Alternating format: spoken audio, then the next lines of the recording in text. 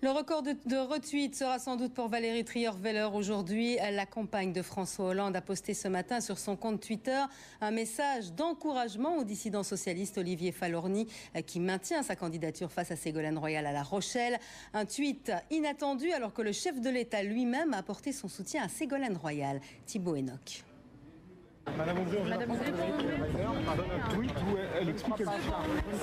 Martine Aubry peine à y croire. Et pourtant, c'est bien vrai. Sur son compte Twitter, Valérie Trierweiler, la compagne de François Hollande, adresse ses encouragements à Olivier Falorni, candidat dissident à La Rochelle face à Ségolène Royal. Courage à Olivier Falorni qui n'a pas démérité, qui se bat aux côtés des Rochelais depuis tant d'années dans un engagement désintéressé.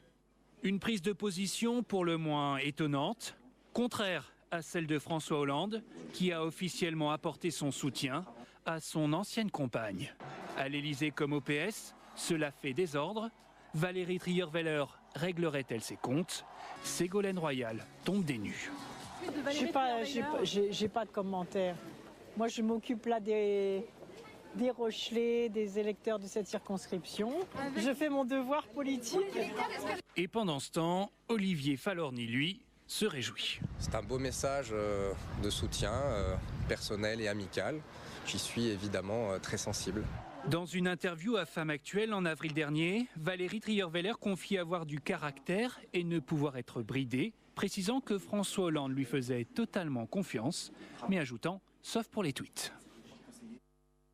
Et pour Martine Aubry, les choses sont claires. La seule chose qui compte, c'est le soutien de François Hollande à Ségolène Royal. Écoutez-la.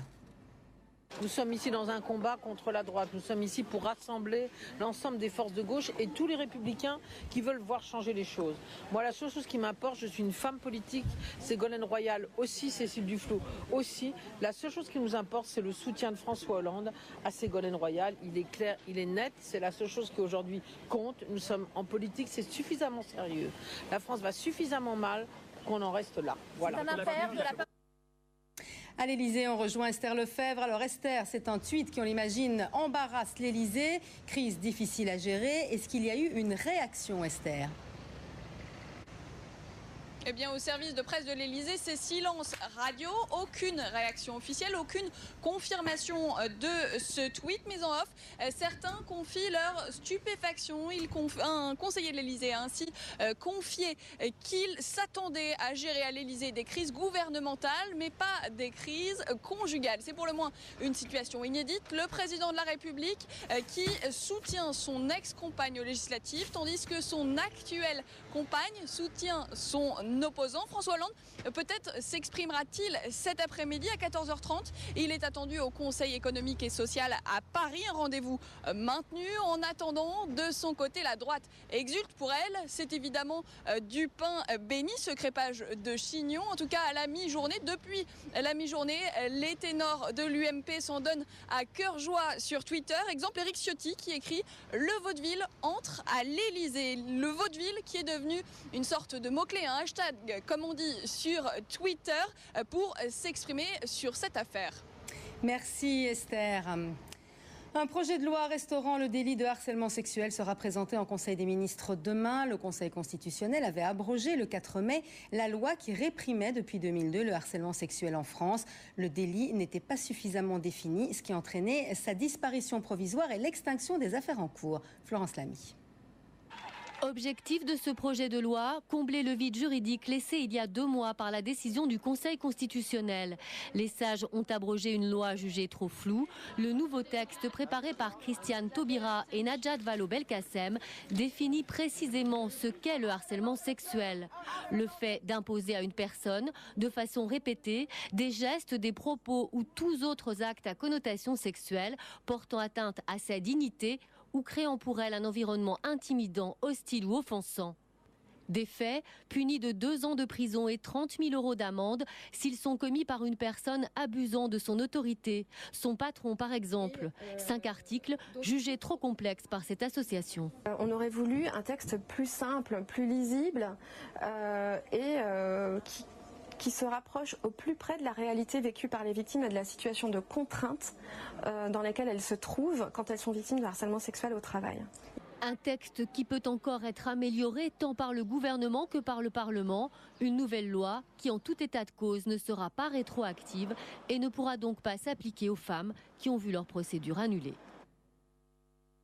La garde à vue des 3 nouveaux suspects d'abus de faiblesse sur Liliane Bettencourt a été prolongée. L'ancien mandataire et avocat de l'héritière de L'Oréal, Pascal Willem, son ancien infirmier Alain Turin et le dirigeant d'une entreprise de jeux en ligne, Stéphane Courby, sont interrogés sur un investissement de 143 millions d'euros consenti par la milliardaire et qui pourrait constituer un abus.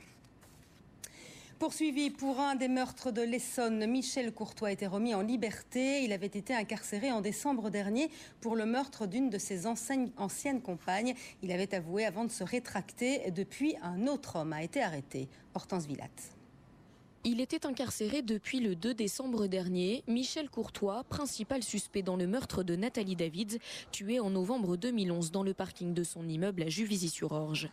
L'homme qui entretenait une liaison avec la jeune femme s'était rendu de lui-même et avait avoué ce meurtre en garde à vue. Mais mi-décembre, il s'était rétracté. Des traces de poudre émanant de l'arme du crime avaient pourtant bien été retrouvées sur ses vêtements. L'arme justement, l'élément manquant de l'affaire, en tout cas jusqu'au 22 février. Encore à Juvisy, un homme est abattu. Le pistolet utilisé est le même que lors du premier meurtre, un semi-automatique de calibre 7,65. Un peu moins de 3 semaines plus tard, autre homicide à Ris-Orangis. Le 5 avril, enfin à Grigny, c'est une femme qui meurt d'une balle dans la tête. Là encore, le même pistolet. À chaque fois également, l'homme s'enfuit sur une moto. 4 victimes, un département identique, une seule arme, mais forcément plusieurs tueurs puisque Courtois est en détention. Rapidement, les enquêteurs sont mis sur la piste d'un deuxième homme, Yoni Palmier. À son domicile sont retrouvées la moto décrite par plusieurs témoins, des douilles et dans une cache enfin l'arme des crimes. Les policiers concluent qu'il existe bien un lien de proximité entre Palmier et les 4 victimes. Pour l'heure, ils n'ont en revanche pu établir aucun rapport entre ce dernier suspect et Michel Courtois. Vladimir Poutine ne laissera pas affaiblir la Russie par des troubles sociaux. Déclaration du président après les manifestations à Moscou. Plus de 100 000 personnes selon l'opposition, 18 000 selon la police ont manifesté ce matin dans le centre de la capitale contre le chef de l'État. Elles protestent contre le durcissement du pouvoir marqué par des perquisitions sans précédent visant les leaders du mouvement. Paris s'inquiète de la préparation de nouveaux massacres en Syrie alors que l'ONU réclame un accès à la ville de Hafez assiégée depuis hier. Des civils y sont prisonniers des bombardements. Ces derniers jours, les forces syriennes ont pilonné certaines villes telles que Homs. 300 personnes ont encore été tuées depuis samedi. Kofi Annan espère la tenue rapide d'une réunion du groupe de contact sur la Syrie dont la liste des participants reste encore à déterminer. C'est le revers de la croissance. La Chine est l'un des pays les plus pollués au monde. Une brume jaunâtre plane au-dessus de la ville de Wuhan. Depuis hier, 9 millions d'habitants s'interrogent et s'inquiètent. Certains redoutent un accident industriel. Les autorités parlent de feu agricole. Écoutez le témoignage de cette Française jointe par Geoffrey Marin-Joris au téléphone. Ce matin, c'est un peu plus dissipé, mais hier, c'était vraiment important. Le nuage était assez épais. Et voilà, en fait, quand on allait vraiment en hauteur, on voyait pratiquement rien. Ça m'étonnerait que je faisais des feux de paysans, ça m'étonnerait. Est-ce que ça se produit fréquemment, ce genre d'incident, la présence d'un tel nuage ? Non. Moi, je suis là que depuis 3 mois, mais c'est la première fois que c'est aussi important. Personnellement, j'ai hésité de sortir hier. J'avais même pas suivi, on ne voyait pas grand-chose. Pas vainqueur mais rassurant, les Bleus ont fait match nul hier face à l'Angleterre, un partout, but de Samir Nasri côté français. Laurent Blanc a tenu une conférence de presse ce matin. Il souhaite que ses joueurs se libèrent lors de leur prochain match. Ce sera contre l'Ukraine vendredi. On écoute le sélectionneur des Bleus. Ils ont gagné leur premier match, donc psychologiquement ils vont être dans un état euphorique avec l'appui du public. Ça sera un match compliqué, donc après le résultat d'hier, on a confirmation que ce match-là sera très compliqué pour nous. C'est difficile de récupérer avec cet état de chaleur. Il y aura surtout des changements si on estime que tactiquement, il y a des joueurs qui peuvent amener plus que d'autres sur un match comme ça.